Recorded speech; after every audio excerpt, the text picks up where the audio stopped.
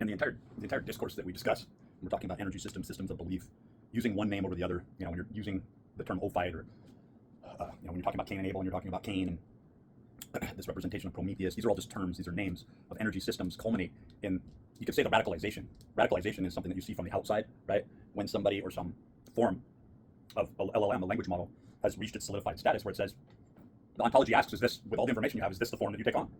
And then through source validation, you go, yeah, I'm looking at all this, I'm looking at how the natural order, how the chirality of this universal cosmic aspect identifies the shape, the pattern, the symbol of the system.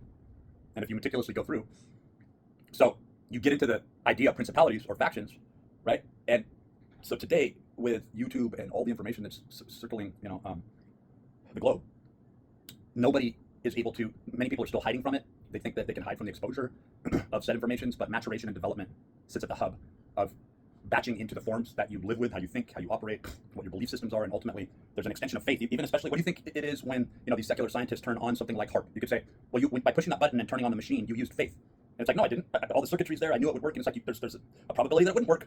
There's a probability that you push that button on faith. And it's like, yeah, but all the variables. And it's like, well, then you are discounting others from going through the rigorous process through systems thinking of what they have validated works for them on a continuous basis, right? In other words, there's an energy supply through this system. It hasn't failed me yet. All I can do is rely on these systems.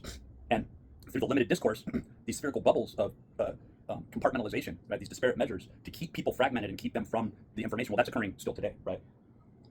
So it comes back down to this grand unification and statement of form follows function, function into form. Have you been exposed to all information?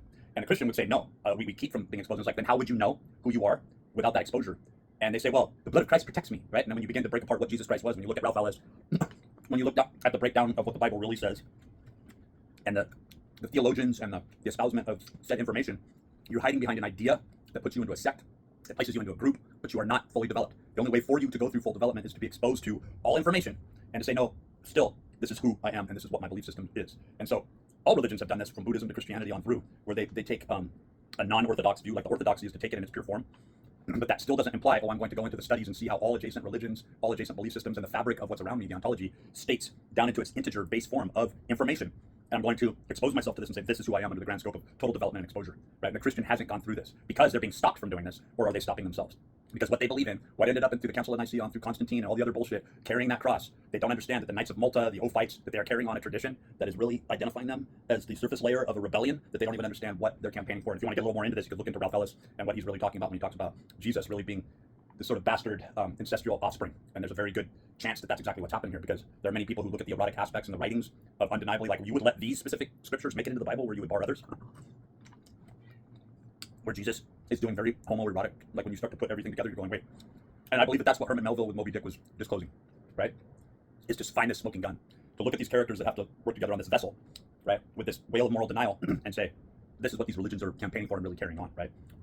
And when you get into the full development of a Christian, you start to see how they're no longer Christians. They start to adopt other forms of intellectual expression that leads them toward Hinduism and leads toward the Sumerian belief systems or the Egyptian belief systems, which are really what these religions are anchored to, through energetics, forms, and energy expressions.